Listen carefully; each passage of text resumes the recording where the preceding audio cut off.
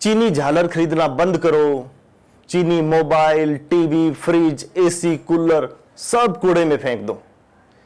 ऐसी social media पर मुहिम हर साल चलती है और ये एक विशेष अवसर पर ही चलती है।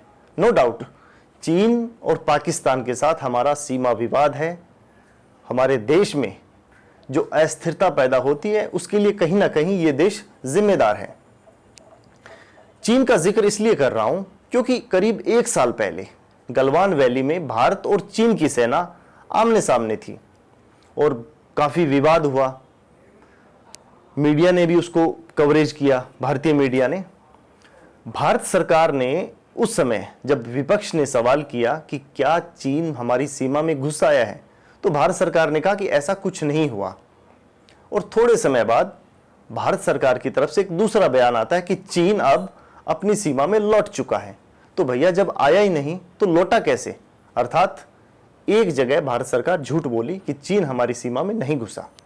इस चीज का दोबारा जिक्र इसलिए कर रहा हूं क्योंकि अभी हाल ही में ऐसी खबरें आई हैं कि चीन जो भारत की सीमा है, लद्दाख, उत्तराखंड और अरुणाचल प्रदेश, इनके पास 10 नए एयरबेस बना रहा है और बना भी लिए हैं।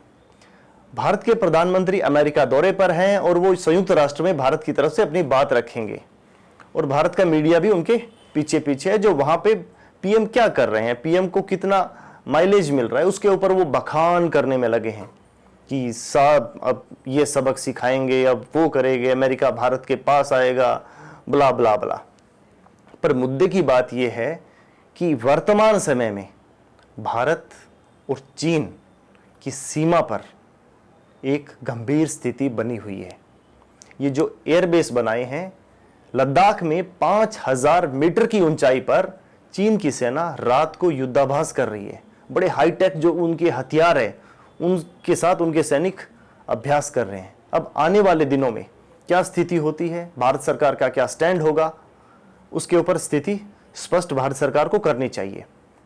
यहां एक बात मैं जिक्र करना चाहूंगा कि लद्दाख है जो, उसको जब से यूनियन टेरिटरी का दर्जा मिला है उसके बाद भारत और चीन के बीच जो रिश्ते हैं वो और ज्यादा खराब हुए हैं।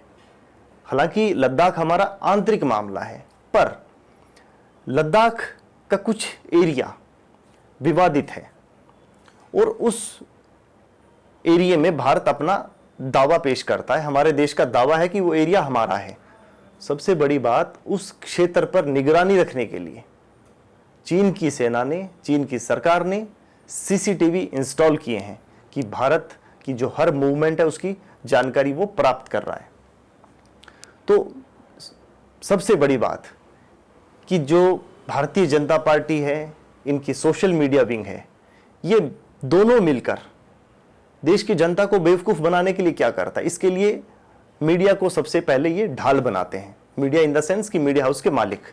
यहां पे मैं किसी पत्रकार का जिक्र नहीं कर रहा क्योंकि पत्रकार एक एम्प्लॉय है, उसको तो पे किया जाता है और उसको वो बोलना पड़ता है। अपनी तरफ से उसके हाथ में कुछ नहीं है आज के समय में।